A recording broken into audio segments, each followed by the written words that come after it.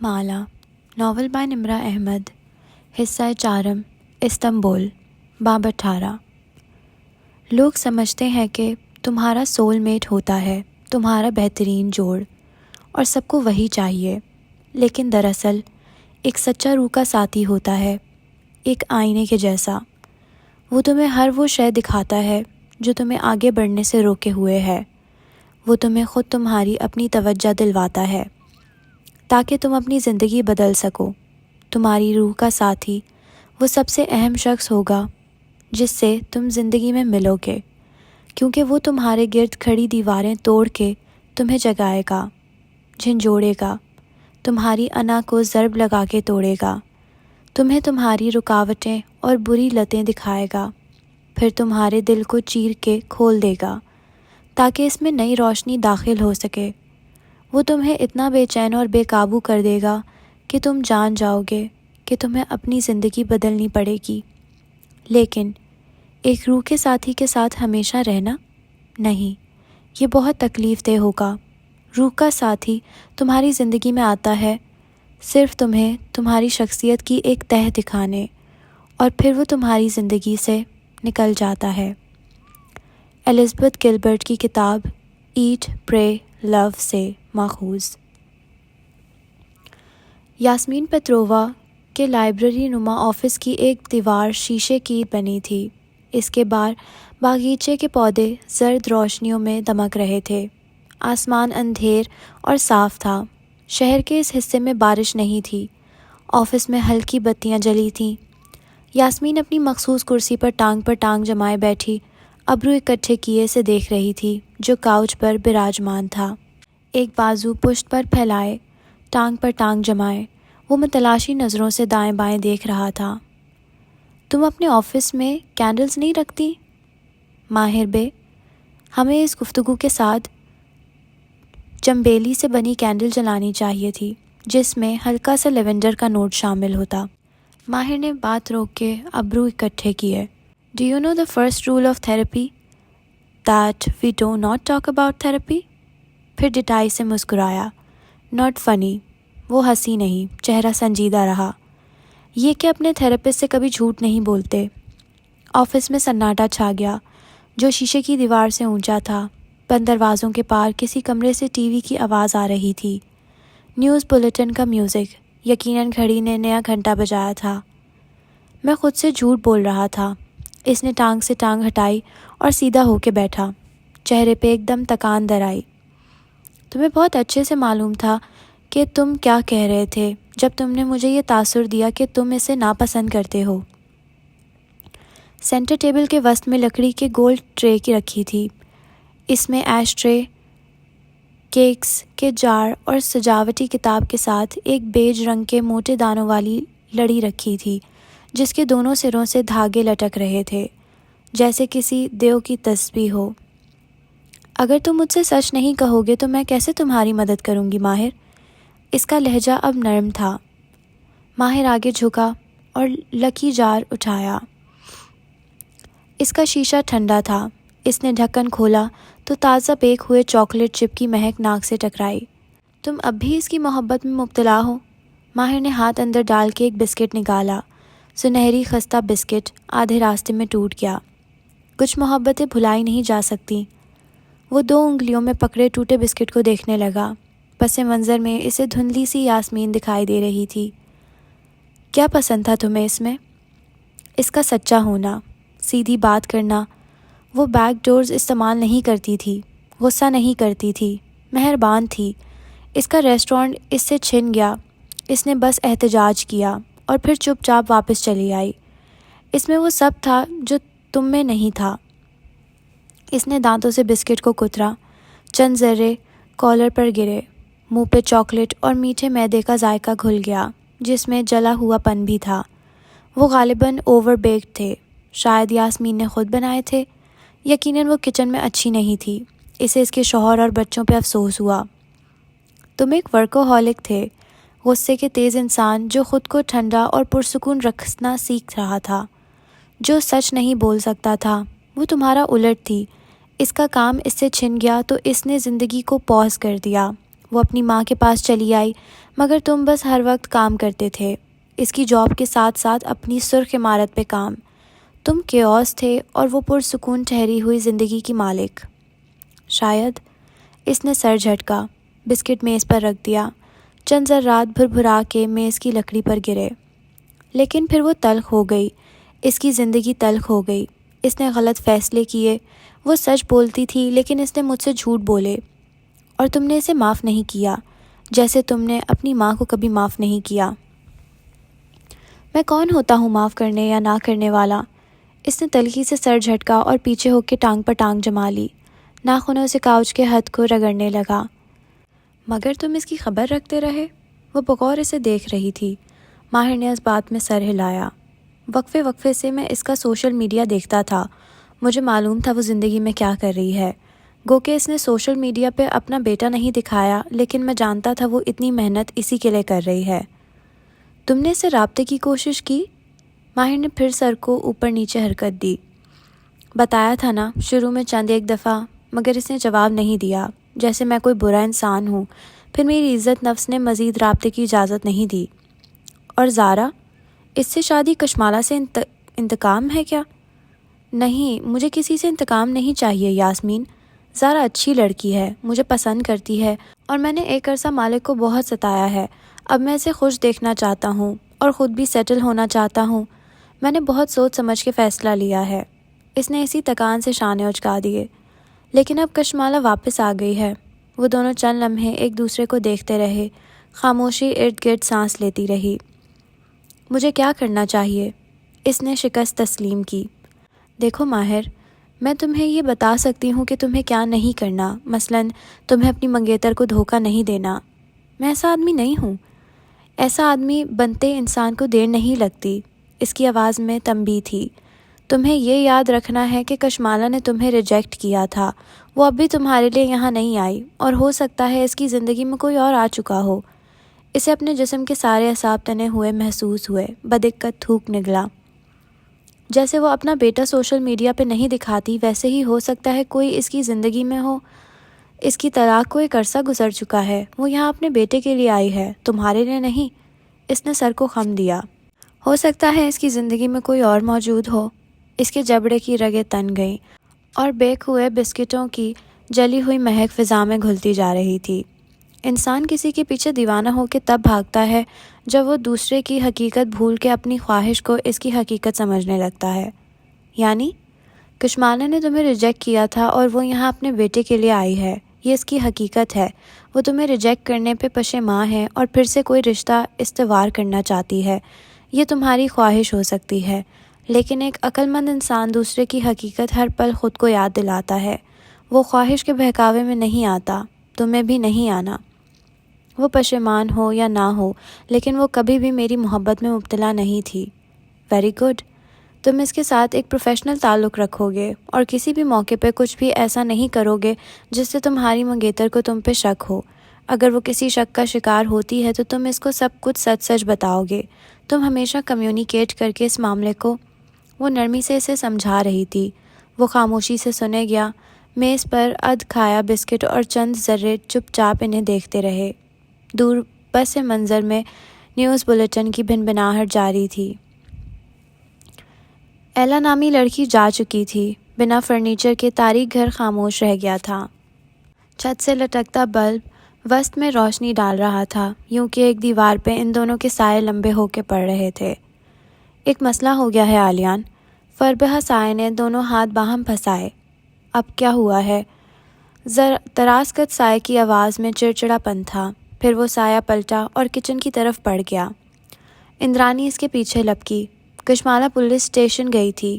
آلیان نے کچن کے دروازے کے ساتھ لگی کھونٹی سے ایک سیاہ طویل کوٹ اتارا اور پیچھے گھما کے دونوں بازو اس میں ڈالے۔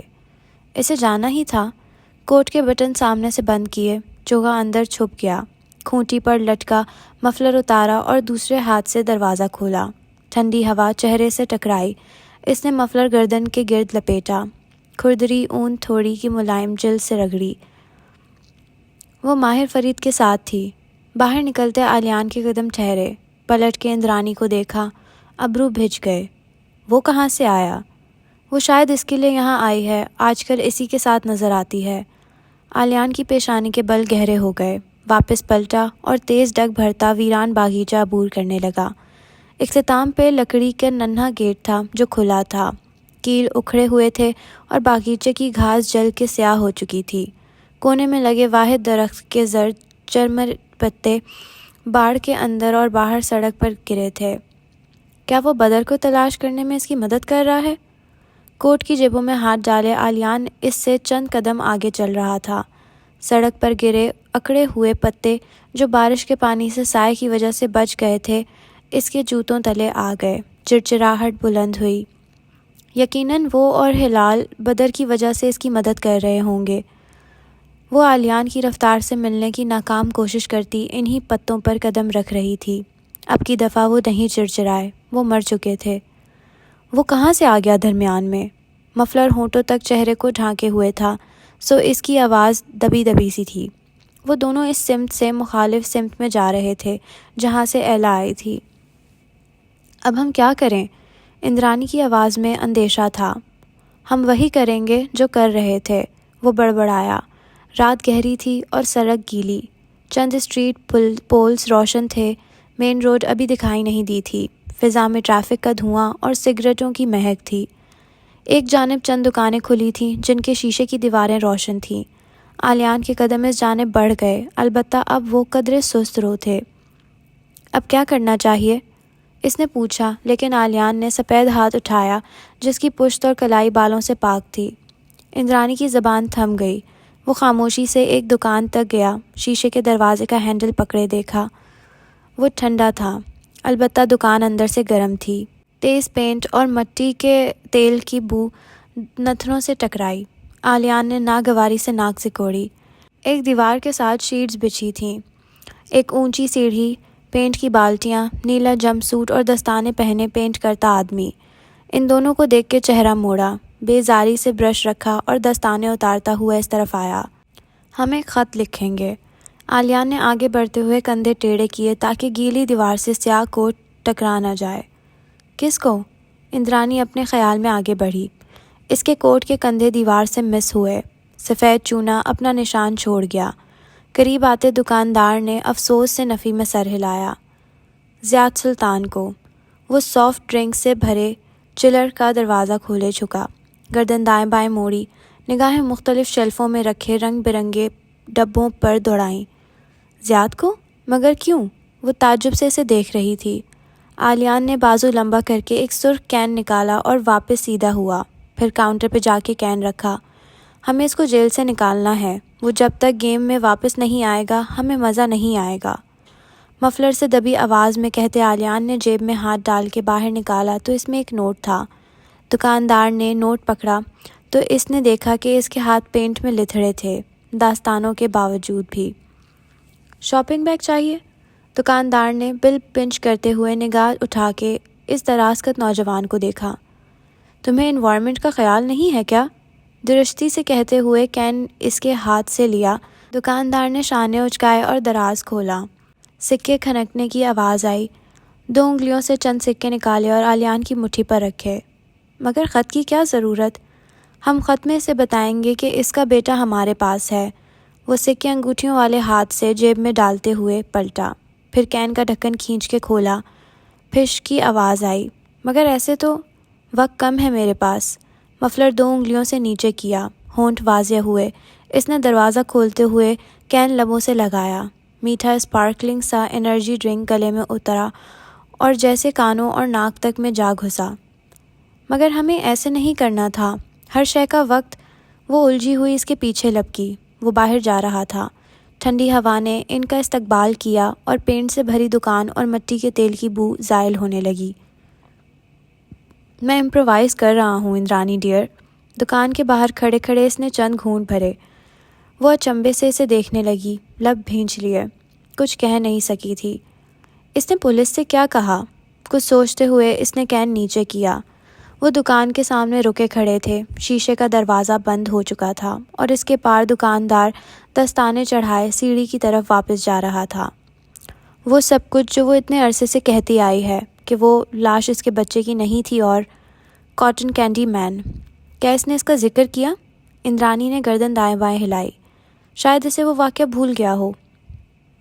भूलना नहीं चाहिए, इसे याद होना चाहिए। फिर रुका और गौर से इंद्राणी को देखा। तुम्हें यकीन है ना कि वो नहीं जानती कि बदर को कॉटन कैंडी किसने दी थी?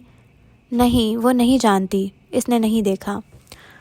वहाँ किसी और ने भी नोटिस नहीं किया होगा। इसने कैन ट्रैश कैन में उछाल दिया। किया भी हो तो इतनी पुरानी बात किसे याद रहेगी? सीसीटीवी फुटेज वैसे ही मिटाई जा चुकी है। हम ज़ियाद को एक ख़त लिखेंगे। अब कि वो हल्का सा मुस्कुराया था, चेहरे के तने हुए पट्टे नरम पड़े। मगर क्यों आलियान? ताकि हम इसे बता सकें कि इसके बेटे को कॉटन कैंडी किसने दी थी। हैं? इंद्राणी ने इसे यूं देखा जैसे इसका दिमाग चल गया हो। वो आगे बढ़ गया तो वो चंद लम्हे परेशान सी खड़ी रही, फिर इसके पीछे लपकी। पागल हो गए हो? इसे कैसे ये कह सकते हैं? वो दोनों तारीकी में आगे बढ़ते जा रहे थे। आवाज़ें मध्यम पड़ गई थीं। अंदर ब्रश उठाते दुकानदार ने पलट के शीशे के पार देखा। वो दोनों अब दूर जा रहे थे। इसने वापस अपने पेंट और ब्रशेस को देखा।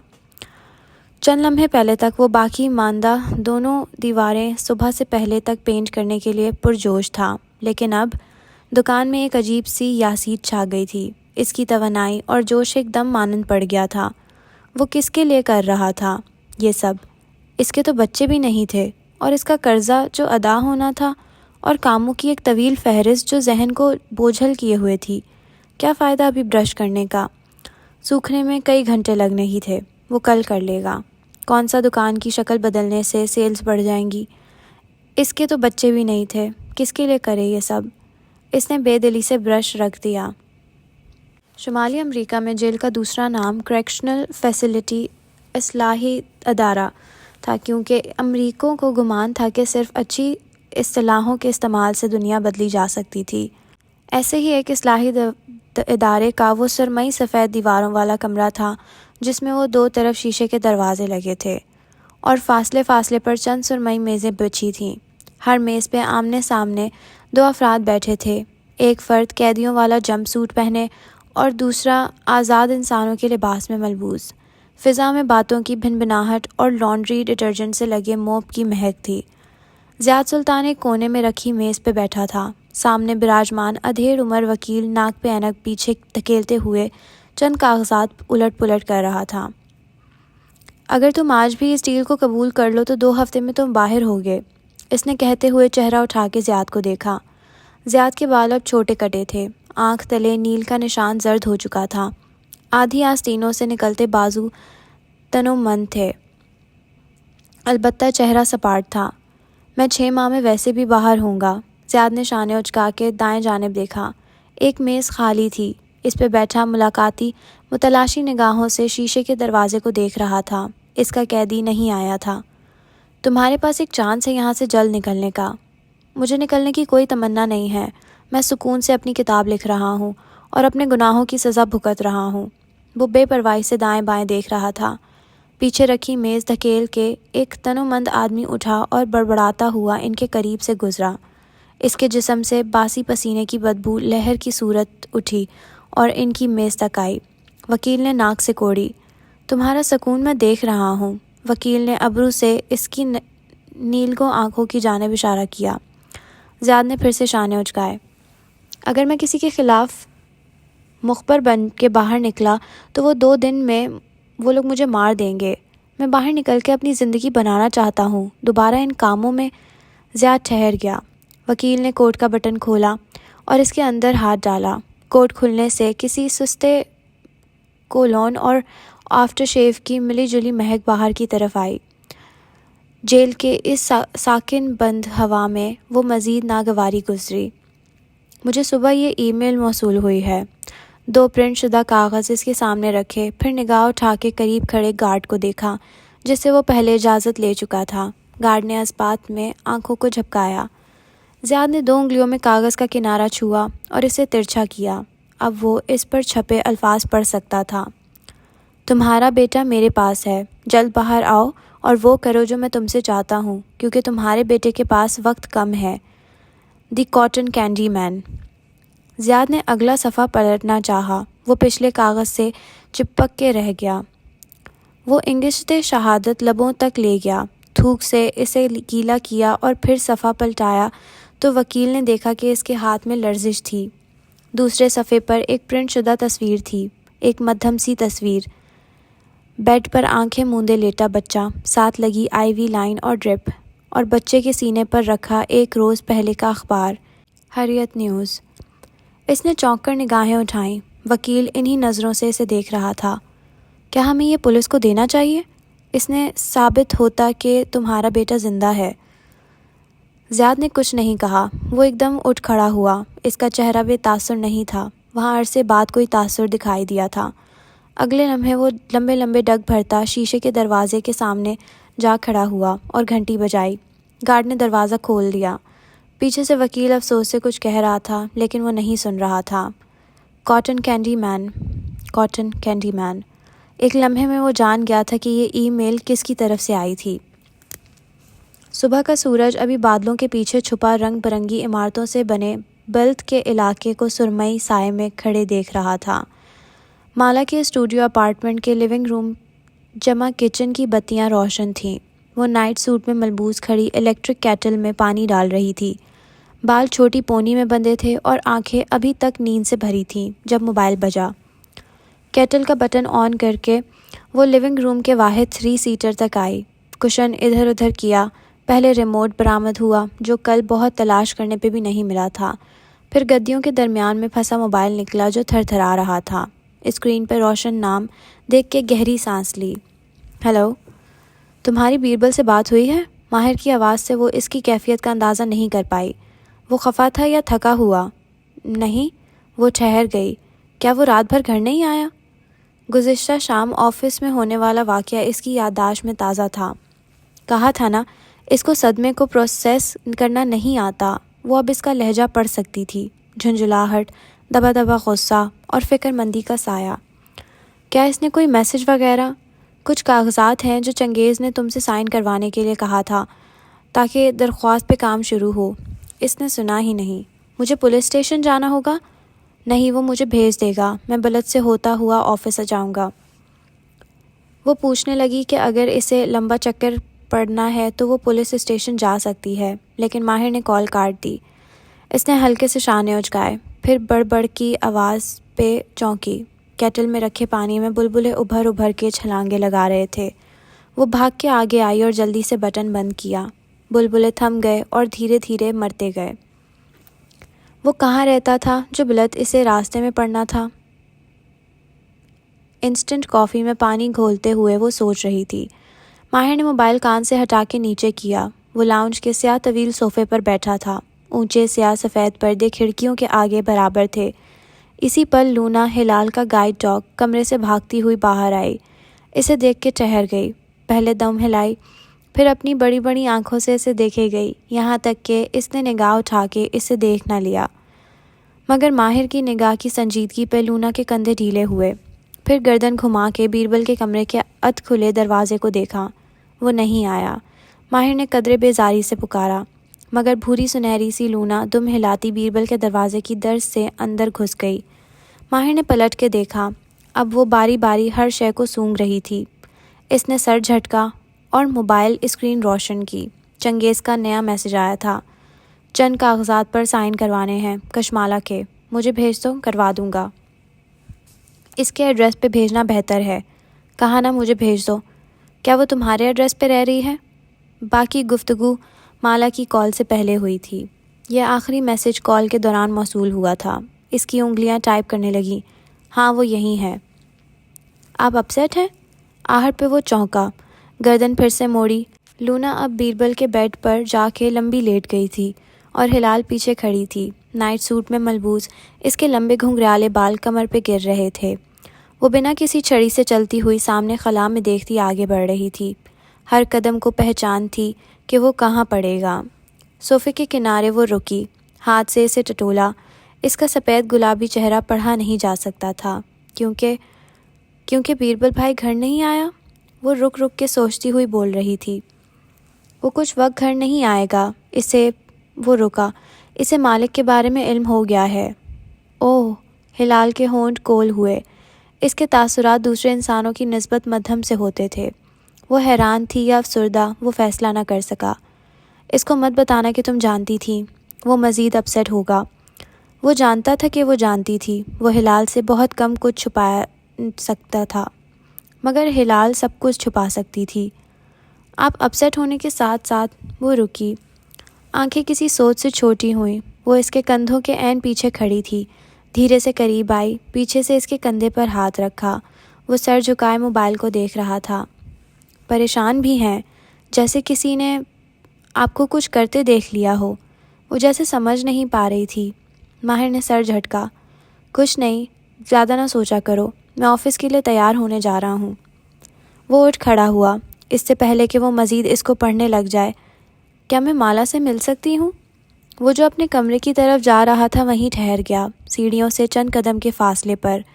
وہ صرف اپنے بیٹے کو ڈھونڈنے آئی ہے، کیا یہ بہتر نہیں ہے کہ ہم اسے اپنے گھر اور معاملات سے دور رکھیں؟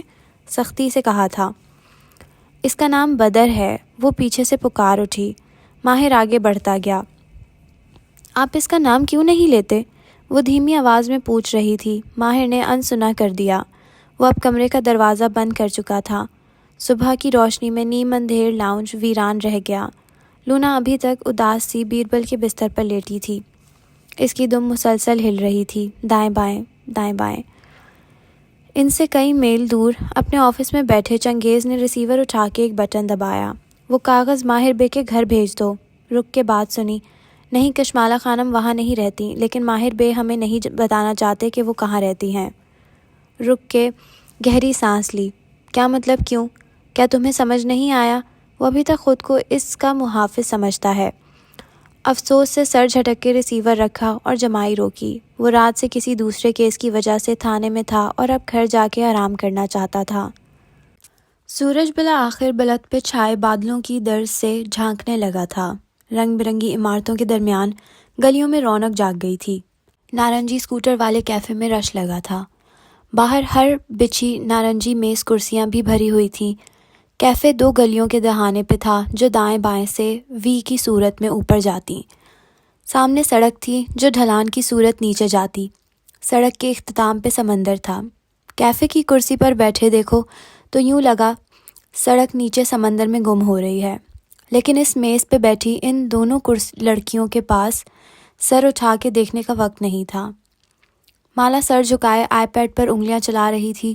کھلے بال کانوں کے پیچھے اڑس کے چہرہ پر آنے سے روک رکھے تھے۔ ساتھ بیٹھی سنبل لیپ ٹاپ میز پر رکھے انگلیاں تیز تیز چلا رہی تھی۔ وہ ایک مقامی فوٹوگرافر تھی جس کے ساتھ وہ استنبول میں کولیب کرتی تھی۔ سیاہ بالوں کی اونچی پونی بنائے، سیاہ جیکٹ پہنے وہ موٹر سائیکل چلاتی تھی۔ ہیلمٹ خالی کرسی پر رکھا تھا اور میز پر دو کافی کپ جن کے ڈھکن لگے تھے رکھے تھے اور اد کھائے کروسون۔ کتنا مشکل ایونٹ تھا یہ۔ دفتن سنبل نے جھرجھری لی۔ مالا نے چہرہ اٹھایا، پھر گردن آگے جھکا کے سنبل کی اسکرین کو دیکھا۔ ابرو اکٹھے ہوئے۔ سنبل، ایونٹ مشکل نہیں تھا؟ گریڈنگ ایسے مت کرو۔ دلہن کے اسکن ٹون یا میک اپ کا رنگ نہیں بدلنا چاہیے۔ دیکھو یہاں، اس نے انگلی سے اسکرین کو چھوا۔ اس کی لپسٹک کا رنگ بدل گیا ہے۔ سنبل نے بے چینی سے پہلو بدلا۔ ہر فوٹوگرافر کے اپنے رنگ ہوتے ہیں مالا، یہ میرے رنگ ہیں، لیکن وہ میری کلائنٹ ہے اور مجھے سختی سے اسی بات کی تاکید کر چکی ہے۔ نرمی سے مسکرا کے یاد دلایا۔ سنبل نے گہری سانس لے کر سر ہلا دیا۔ انگلی کرسر پر تیز تیز گھمانے لگی۔ سنو، یہ شاٹ کیسا ہے؟ انسٹا پہ پوسٹ کرنے کے لیے۔ مالا نے آئی پیڈ اس کے سامنے کیا۔ وہ کافی دیر سے ایونٹ کی تصویروں میں سے منفرد اور چونکا دینے والے زاویے ڈھونڈ رہی تھی جو پوسٹ کیے جا سکیں۔ بہترین، وہ جھجکی۔ آپ شادیاں کیوں کور کرتی ہیں؟ ان میں کوئی آرٹ، کوئی ایلوژن نہیں ہے۔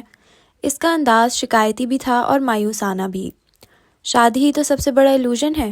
مسکرا کے سر جھٹکا۔ اور مجھے بلز بھی پے کرنے ہوتے ہیں سنبل۔ پھر اس کلائنٹ کو اکتوبر کے سرمئی موسم میں شادی کر کے اسے بہار کا رنگ دینا تھا، کیونکہ دلہن کو سپرنگ ویڈنگ چاہیے تھی۔ شانے اچکا کے واپس اسکرین پر انگلی پھیرنے لگی۔ ہمیں اگلے ایونٹ کے لیے ڈرون سے شوٹ کرنے کا پرمٹ بھی چاہیے۔ وہ آپ کا ورک پرمٹ بنوائے گا؟ کون؟ وہ آدمی آپ کا پرانا فیملی فرینڈ؟ مالا کی انگلیاں سست ہوئیں اور سنبل کا لہجہ کڑوا۔ ویسے عجیب انسان ہے، اس شرط پہ آپ کی مدد کر رہا ہے کہ آپ کا پاسپورٹ رکھ لے گا، اس بہانے ورک پرمٹ مل جائے گا اور ہم دوسرے فوٹوگرافرز کی طرح سیاہ بن کے ایونٹ کور نہیں کریں گے۔ آپ کو اس کی مدد لینی نہیں چاہیے تھی، پتہ نہیں وہ آپ کے پاسپورٹ کے ساتھ کیا کرے۔ مجبوری انسان سے سب کرواتی ہے۔ سر جھکائے ایک ہاتھ سے کپ اٹھایا، ڈھکن کی درز کو ہونٹوں سے لگایا، پھر کپ واپس رکھا تو لپسٹک کا نشان ڈھکن کے دہانے پر رک گیا۔ وہ ماہر فرید جو بھی ہے، آپ کی مجبوری سے فائدہ اٹھا رہا ہے، کھڑوس۔ سنبل نے زور دے کر دہراتے ہوئے کافی کپ اٹھایا۔ 2 سال سے اسٹڈی ویزا پہ ہوں یہاں۔ یہ استنبول کے لوگ نہ بہت ہی مادہ پرست اور دھوکے باز ہیں، مشینی، خود غرض، ڈالرز کے لیے یہ اپنے ماں باپ کو بیچ سکتے ہیں۔ جہاں مالا نے چونک کر سر اٹھایا وہاں سنبل گڑبڑا کے پلٹی۔ کافی چھلک گئی، چند قطرے اسکرین پر گرے۔ وہ شخص ان کی میز کے دہانے آ رکا تھا۔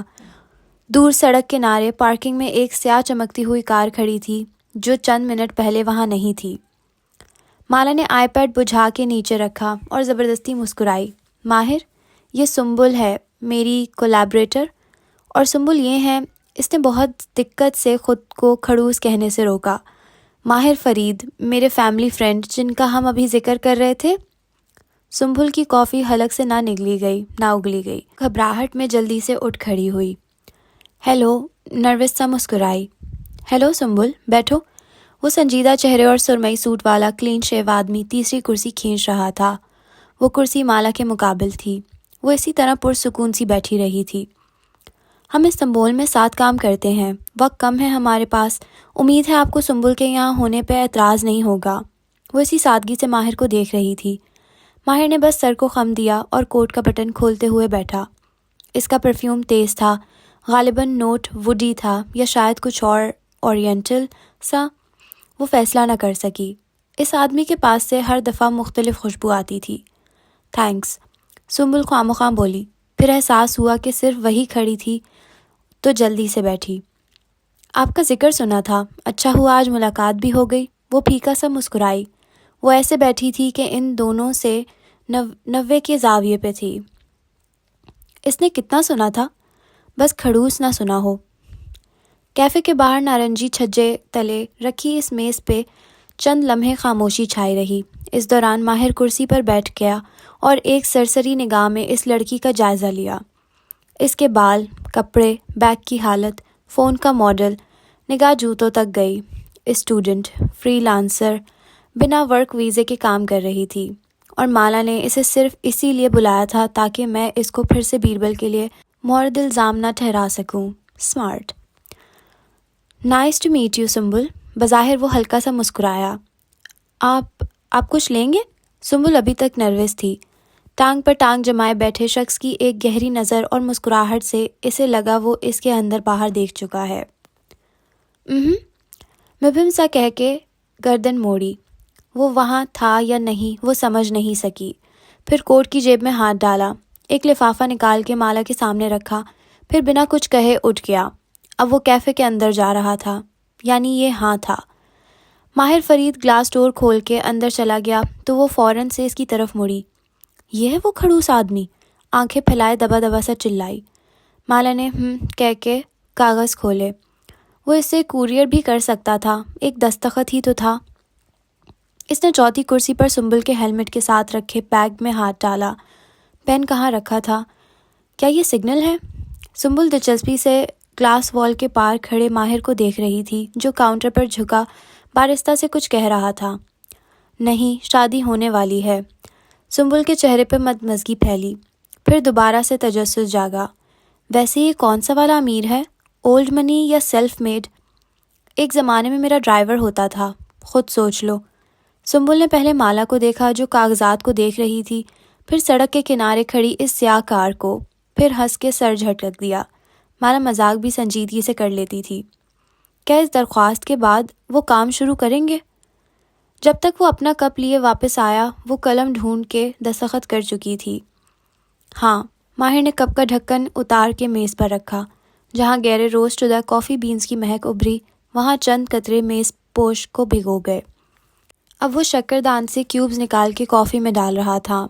1 2 3۔ مالا کی نگاہیں کیوب سے ہوتی ہوئی ہیلمٹ کے ساتھ رکھے بیگ پہ گئیں جس کا منہ کھلا تھا، البتہ ماہر کی نگاہ ابھی وہاں نہیں پڑی تھی۔ اوہ نو!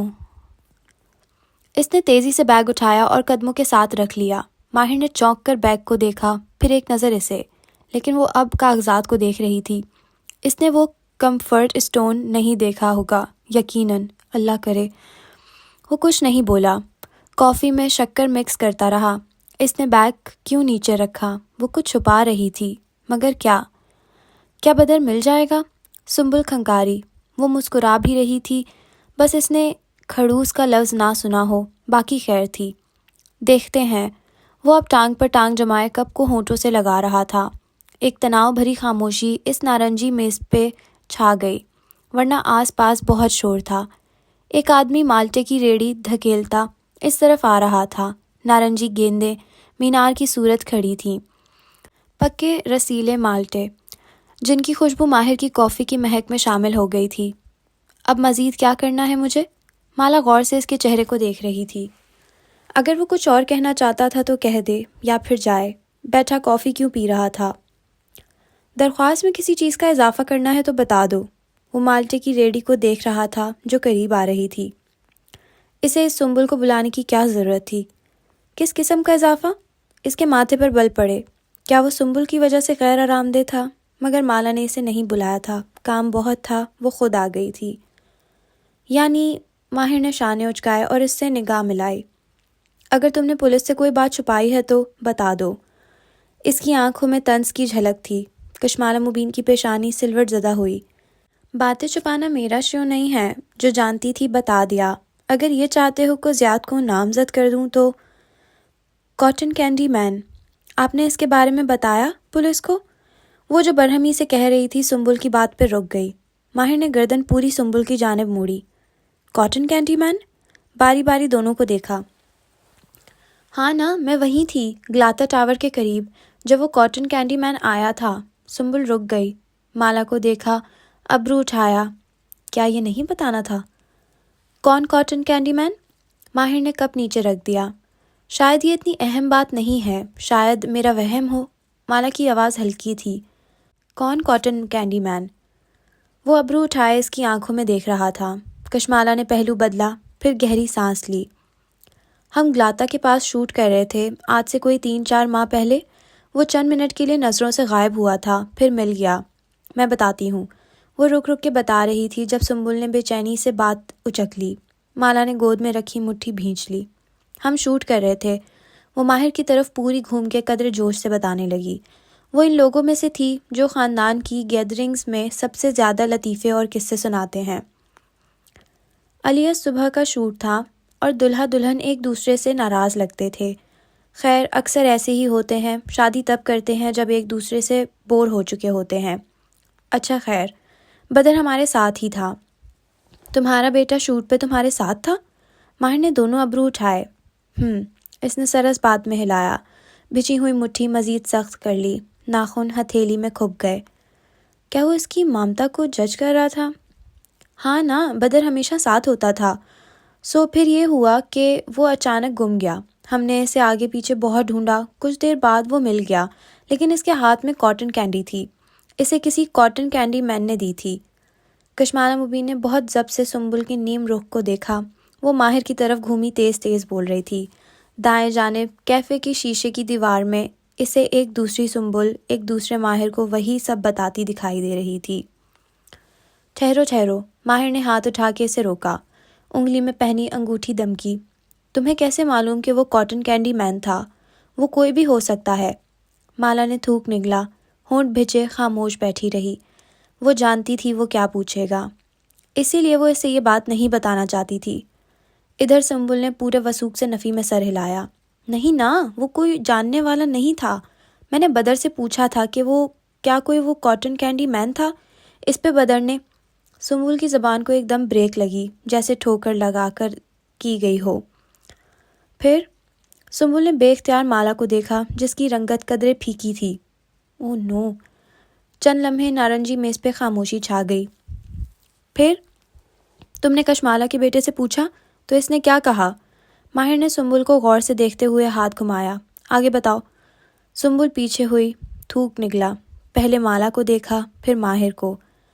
میں نے پوچھا وہ کاٹن کینڈی مین تھا تو اس نے سر ہلایا. صرف سر ہلایا یا کچھ کہا؟ سر ہلانے کا یہی مطلب ہے نا؟ سنبل نے خشک لبوں پر زبان پھیری. نہیں مگر اس نے کچھ کہا تو ہوگا کہ کاٹن کینڈی دینے والا کون تھا؟ مرد تھا؟ عورت تھی؟ وہ 3.5 سال کا بچہ تھا. ہے اپنی بات سمجھا سکتا ہوگا نہیں؟ اچنبے سے کشمالہ کو دیکھا. اس کی رنگت زرد ہو رہی تھی. وہ کینڈی کھا رہا تھا نا، پھر ہم نے نہیں پوچھا. سنبل کی سمجھ میں نہیں آ رہا تھا وہ اس بات کو کور کیسے کرے. یعنی ایک اجنبی نے تمہارے بچے کو کینڈی دی اور تم نے اسے وہ کھانے دی، اور تم نے اپنے بچے سے اس کا حلیہ تک نہیں پوچھا؟ اس نے ملامتی انداز میں مالا کو دیکھا. وہ بالکل خاموش بیٹھی تھی، لب بھیجے. اور تم لوگوں نے خود ہی سے فرض کر لیا کہ وہ کوئی کاٹن کینڈی مین تھا. وہ کوئی جاننے والا بھی ہو سکتا ہے، اس کا اغوا کار بھی ہو سکتا ہے. تم نے یہ بات پہلے کیوں نہیں بتائی؟ اسے جیسے اب غصہ آنے لگا تھا. مجھے لگا شاید یہ اہم نہیں ہے. کشمالہ اپنی جگہ سے اٹھ کھڑی ہوئی. اکثر لوگ گزرتے ہوئے بچوں کو کینڈیز پکڑا دیتے ہیں، اتنی بڑی بات نہیں تھی. میں کافی لے لوں. وہ اٹھ کے کیفے کی طرف بڑھ گئی. شیشے میں اسے ایک دوسری مالا میز پہ بیٹھے اشخاص کے قریب سے گزرتی دکھائی دی. دروازہ کھولا اور وہ اندر غائب ہو گئی. میز پر رکھی اس کی ادھ پی کافی ویسی ہی پڑی رہی. نہیں مگر یہ بات پولیس کو بتانی چاہیے تھی. ایک اجنبی انسان ایسے کیسے؟ وہ اکتاہٹ سے کہہ رہا تھا جب بدر بول نہیں سکتا. سنبل کی آواز دھیمی تھی لیکن اس میں ہلکا سا جوش بھی تھا. کسی انجان شخص کو ایک بری خبر سنانا اور اس کے تاثرات دیکھنا. وہ بولتے بولتے ٹھہر گیا. کیا مطلب؟ ناسمجھی سے سنبل کو دیکھا.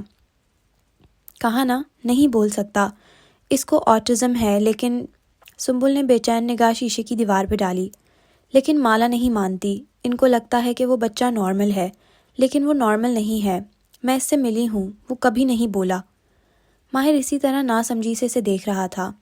کیا مطلب بول نہیں؟ او ہو بتا رہی ہوں نا وہ آرٹسٹک ہے. سنبل نے زج ہو کے آواز سرگوشی میں بدلی. بار بار گلاس ڈور کو بھی دیکھتی. مالا اب کاؤنٹر سے کافی لیے پلٹ رہی تھی. کچھ بچے نہیں بول سکتے نا، جیسے کچھ بچے دیکھ نہیں سکتے، یعنی اندھے. تمام. اس نے تیزی سے ہاتھ اٹھایا. کن پٹی کی رگیں تن گئیں. سنبل اب پیچھے ہو کے بیٹھ گئی. مالا اب دروازہ کھول کے اسی طرف آ رہی تھی. وہ جب تک گرم کپ لیے میز تک واپس پہنچی تو سنبل کونیا میز پر جمائے سادگی سے مسکرا رہی تھی، اور ماہر اس کا چہرہ بے تاثر تھا اور ایک ہاتھ ٹائی کی نوٹ ڈھیلی کر رہا تھا. اسے دیکھ کے ماہر نے نگاہ اپنی کافی پہ جھکا لی. وہ کھنکارا. اب الفاظ کا نکلنا مشکل تھا. مالا نے بغور سے دیکھا اور پھر سنبل کو. وہ اسے بتا چکی تھی. تم اپنے بیٹے کو اچھے سے جانتی ہو. کیا اس نے پہلے کبھی کاٹن کینڈی مین دیکھے ہیں؟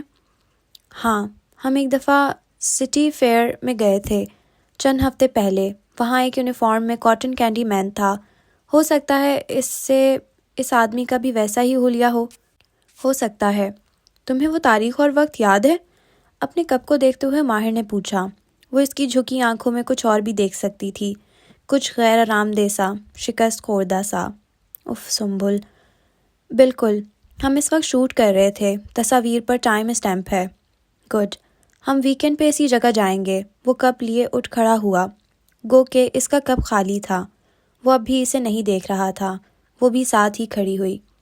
کیا وہ صرف پیپر سائنس کروانے آیا تھا یا وہ کچھ اور بھی کہنا چاہتا تھا؟ بس یا کچھ اور؟ اس نے سادگی سے پوچھا تھا. وہ اسے ہی دیکھ رہی تھی. ماہر کی نگاہ اٹھی. چند لمحے وہ اسے دیکھتا رہا، پھر سر کو نفی میں جنبش دی. بیربل سے رابطہ ہو تو مجھے بتانا. مالا کی پیشانی کی سلوٹیں ڈھیلی ہو گئیں. اثبات میں سر ہلایا. وہ صرف کاغذات سائن کروانے نہیں آیا تھا. وہ بیربل کے بارے میں بات کرنا چاہتا تھا کیونکہ وہ پریشان تھا. اب وہ پلٹ کے کار کی طرف جا رہا تھا. سنبل بیٹھے بیٹھے دلچسپی سے اسے جاتے دیکھ رہی تھی. آپ اس بندے کو کیسے جانتی ہیں؟ ڈرائیور تھا میرا. سنبل نے اب بدمزہ ہو کے اسے دیکھا. Of course driver. آنکھیں گھما کے بڑبڑائیں. جب وہ بیٹھ گئی اور اپنا آئی پیڈ دوبارہ روشن کر لیا تو سنبل کھنکاری. He likes you. مالا نے رک کے اسی سنجیدگی سے اسے دیکھا. اس وقت وہ سب سے زیادہ مجھے ناپسند کرتا ہے، تم نہیں جانتی۔ سنبل نے ترکوں کے انداز میں تھوڑی اوپر اٹھائی، پھر ہاتھ جھلا کے لیپ ٹاپ اسکرین کھول لی، جیسے اسے سمجھانا فضول تھا۔ کیف کی عمارت کے اندر وہ ایک عام سا دن تھا۔ مین ہال میں سینٹ ڈیفیوزرز کی خوشبو اور پرنٹر کی انک کی مہک مکس ہو گئی تھی۔ شبنم اپنی کرسی پر براجمان کی بورڈ پر کچھ ٹائپ کر رہی تھی جب کنکھیوں سے اسے لفٹ سے کھلتے دروازے دکھائی دیے۔ اگلے ہی لمحے اس کے اعصاب تن گئے، نگاہیں بالکل اسکرین پہ ایسے فوکس کر لیں جیسے ارد گرد کا کوئی ہوش نہ ہو۔ زارینہ فرید اس کی طرف آ رہی تھی۔ شبنم کی انگلیاں مزید تیزی سے چلنے لگیں، حلق خشک ہو گیا۔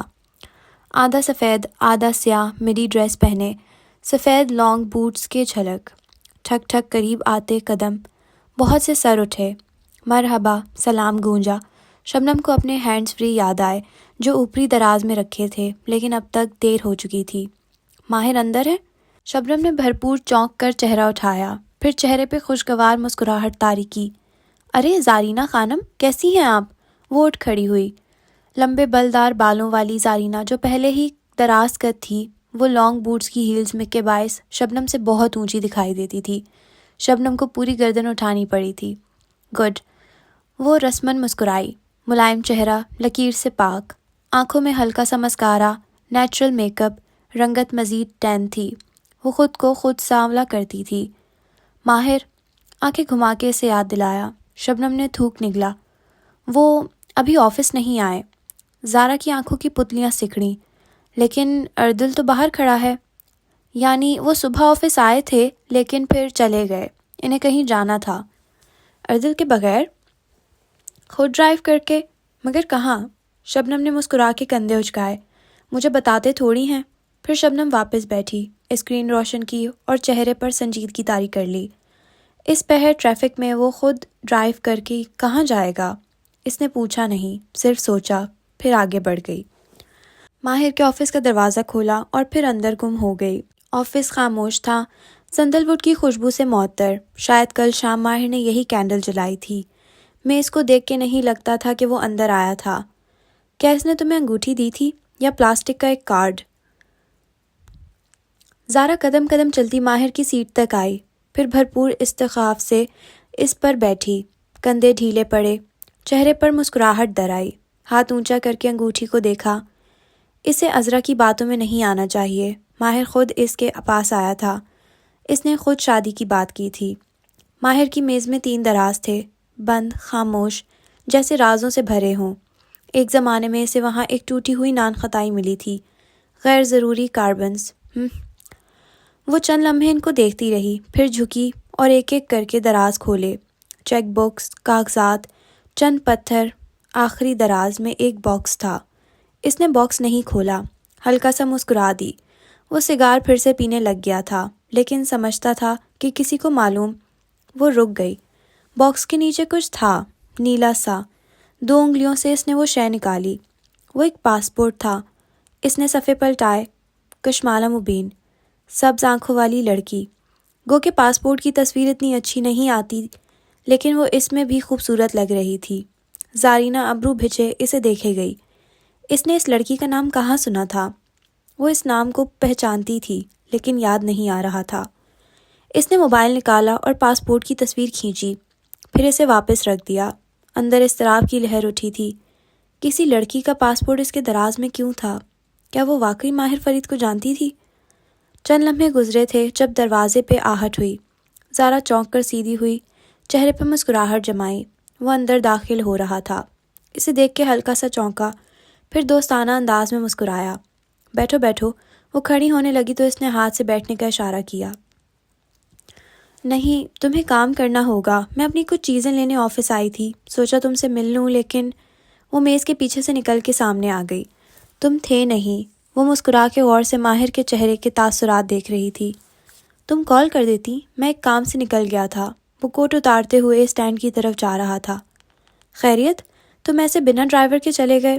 وہ اس کی پشت کو دیکھ رہی تھی۔ ڈرائیور کو خود ہی نہیں لے کر گیا، یہ لوگ اتنے اعتبار والے نہیں ہیں۔ کوٹ لٹکا کے وہ کرسی تک آیا، اسے کھینچ کے بیٹھا، ساتھ ہی کف کے بٹن کھولنے لگا۔ اس کا چہرہ مطمئن تھا، شفاف۔ کسی خاص جگہ گئے تھے؟ زارا اس سے نگاہ ہٹائے بغیر سامنے کرسی پر بیٹھی، ٹانگ پر ٹانگ جمائی، ہاتھوں کا ہلکا گھٹنوں کے گرد بنایا۔ ماہر نے کرسی سنبھالتے ہوئے اسے دیکھا۔ کشمالہ سے پیپر سائن کروانے گیا تھا۔ توقف کیا۔ تمہیں یاد ہے کشمالہ؟ نہیں، کون؟ مالک نے نہیں بتایا، کل بیربل کی بیکری پہ وہ ملا تھا اس سے۔ ماہر کے چہرے پر ہلکا سا تعجب ابھرا۔ اس کا انداز عام سا تھا۔ بابا مجھے ملتے ہی کہاں ہے؟ اس کی آواز میں شکوہ ابھرا، پھر سر جھٹکا۔ کون ہے یہ؟ زیاد کی بیوی، جس نے مجھے اس قتل کیس میں پھنسایا تھا۔ وہ اب میز پر رکھے چند کاغذات الٹ پلٹ کر رہا تھا، جیسے کچھ تلاش کر رہا ہو۔ اوہ! ایک دم سے اسے یاد آیا، زیاد سلطان جس کے بارے میں ماہر نے اسے کئی برس پہلے تحقیق کرنے کے لیے کہا تھا، جس انسان کے بارے میں کھوجنا ہوتا وہ زارا کو کہتا تھا۔ زارا اپنی نیٹ ورکنگ استعمال کر کے کسی کو بھی ڈھونڈ سکتی تھی۔ کشمالہ کا بیٹا کھو گیا ہے، 3-4 سال کا بچہ۔ ٹریول ہسٹری کے مطابق وہ استنبول آیا تھا، اسی لیے وہ یہاں آئی ہے۔ شاید ہلال کے اغوا کاروں نے اسے اغوا کیا ہو۔ ہم اس کے بیٹے کے لیے اس کی مدد کر رہے ہیں۔ زارا کے کندھے ڈھیلے پڑ گئے۔ او اچھا، اس نے ہم میں کون کون شامل ہے پوچھنا غیر ضروری سمجھا۔ بیٹا؟ زیاد کی بیوی؟ ایک نامعلوم سا خطرہ جیسے ٹل گیا ہو۔ لیکن تم کیسے مدد کرو گے؟ اس نے ہلال کے لیے ہماری مدد کی تھی نا؟ پولیس اس کی بات نہیں سن رہی تھی۔ پھر کل اسے لے کر میں پولیس اسٹیشن گیا تھا، میرے کہنے پہ اب وہ تعاون کر رہے ہیں۔ زارا نے اس بات میں سر ہلایا، کنکھیوں سے میز کے اس حصے کو دیکھا جہاں دراز تھا۔ ماہر نے نہیں دیکھا۔ وہ اب ایک فائل کھول کے پیچھے کچھ پڑھ رہا تھا۔ وہ ابھی تک اس سیریل کلر کے ساتھ کیوں ہے ویسے؟ ماہر نے نگاہیں جھکائے صفحے پہ کچھ تلاش کرتے ہوئے ورق الٹایا۔ نہیں، اس نے تو کافی سال پہلے طلاق لے لی تھی، مزید مجھے معلوم نہیں۔ زارا چونکی۔ او اچھا، وہ بدقت مسکرائی۔ البتہ سینے میں کسی چیز نے جکڑا تھا۔ وہ صرف ماں نہیں تھی، وہ سنگل مدر تھی۔ بہت وقت دینا پڑے گا تمہیں اس لڑکی کو۔ ماہر نے چہرہ اٹھا کے اسے دیکھا۔ میں یوں ہی کسی کے لیے وقت نہیں نکالتا۔ اس نے ہلال کو تلاش کیا تھا، میری مجبوری ہے اس کی مدد کرنا۔ مالک، بیربل، ہلال سب چاہتے ہیں کہ میں اس کی مدد کروں۔ اوہ، یاد آیا۔ اس نے ماتھے کو چھوا، پھر انٹرکام اٹھایا اور ریسیور کان سے لگایا۔ شبنم، کشمالہ کا ورک ویزا اپلائی کرنا ہے آج۔ اس کا پاسپورٹ مجھ سے لے جاؤ۔ پھر ریسیور رکھتے ہوئے اس نے اسی عام انداز میں اطلاع دی۔ میں نے اس سے 2 ماہ کا کہا ہے، تب تک اسے یہاں رہنے کا پرمٹ لے کر دینا ہوگا۔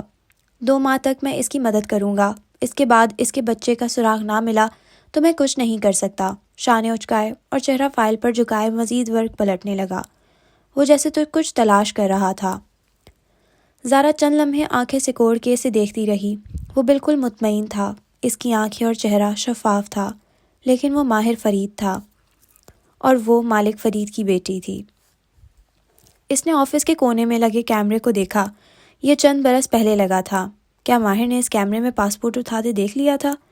کیا اس شبنم نے اسے میسج کر دیا تھا؟ کیا وہ تمام جوابات کے ساتھ تیار آیا تھا؟ مگر نہیں، وہ عذرا کی باتوں کو زیادہ ہی سوچ رہی تھی۔ جھوٹ بولنے والوں کا چہرہ ایسے شفاف تو نہیں ہوتا۔ وہ مسکرائی اور اٹھ کھڑی ہوئی۔ کسی دن ڈنر پہ چلتے ہیں۔ ماہر نے چہرہ اٹھا کے اسے دیکھا اور مسکرایا۔ شور، ویکینڈ پہ، لیکن جگہ میں منتخب کروں گی۔ اس کی آنکھیں مسکرا اٹھیں، پھر وہ پلٹی، مطمئن، خوش، ہلکی پھلکی۔ کنسول ٹیبل پر سرخ عمارت کا ماڈل رکھا تھا۔ یہ ماڈل اسٹڈی روم میں رکھے ماڈل سے چھوٹا تھا۔ عذرا نے اسے ایک بات اور بھی کہی تھی، ماہر نے ابھی تک بلڈنگ آکوپنسی پرمٹ کے لیے اپلائی نہیں کیا۔ میرے شوہر کے ہاتھ سے گزر کے ہی فائل آگے جانی تھی۔ مالک فرید کی بیٹی اس کی طرف واپس گھومی۔ تم نے بلڈنگ آکوپنسی پرمٹ اپلائی کر دیا؟ لہجہ سرسری تھا اور آنکھیں وہ اس پہ سے ایک لمحے کے لیے بھی نہیں ہٹ سکیں۔ ماہر کی کاغذ پہ جھکی پلکیں اوپر اٹھیں، پھر اس نے زارا کی آنکھوں میں دیکھتے ہوئے سر کو اس بات میں جنبش دی۔ ہاں، کب کا؟ الوداعی انداز میں مسکرایا اور چہرہ واپس جھکا لیا۔ زارینہ فرید کے دل پہ گھونسا سا پڑا، البتہ چہرے کی مسکراہٹ برقرار رہی۔ وہ اسی پھیکی مسکراہٹ کے ساتھ باہر آئی۔ لفٹ سے نیچے لابی تک کا سفر طے کرتے ہوئے اس کا چہرہ تاریک ہو چکا تھا۔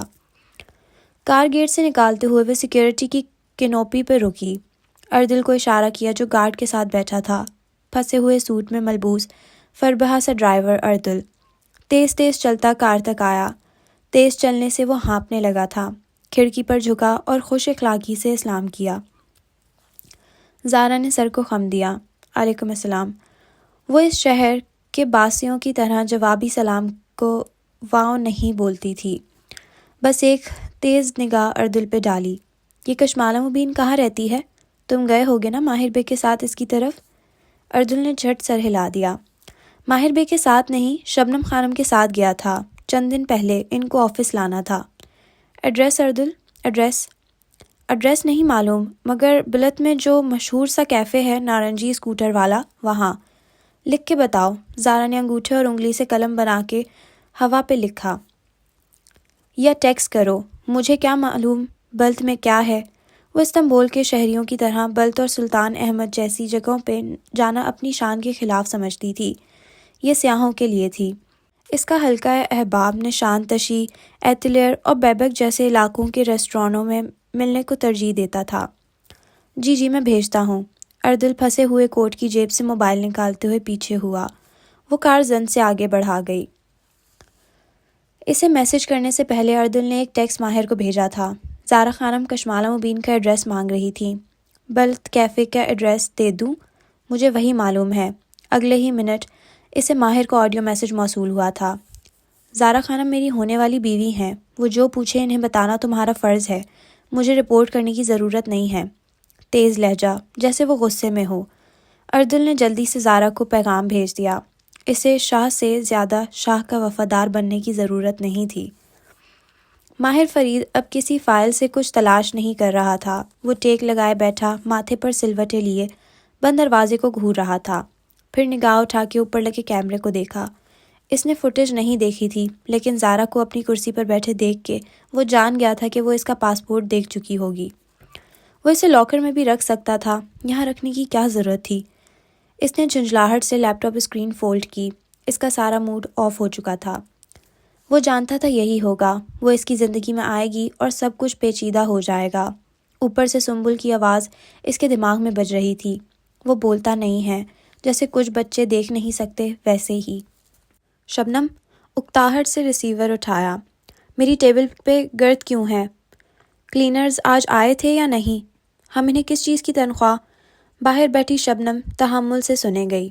یہ طے تھا کہ سی ای او کا غصہ آج آفس اسٹاف کو بھگتنا تھا۔